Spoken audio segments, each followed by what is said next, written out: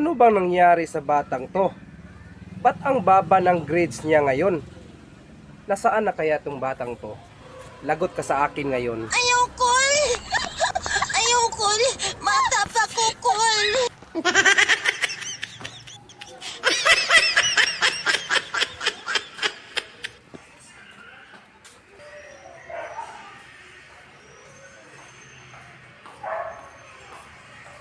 Nak! Nak! Bakit po, tay? Ano bang nangyari sa'yo? Ba't sobrang baba ng grades mo ngayon? Araw-araw ka namang pumapasok ka. Halos wala ka namang absent. Bakit ngayon 75 lang ang grades mo? Ay, naku si tatay. Alangan naman kasi tay. Kaya nagiging 75 yung grades ko. Kasi half day lang yung pinasok ko. Kung ginawa ko yan ng whole day, edi 150 na yun. Edi 150 na yun.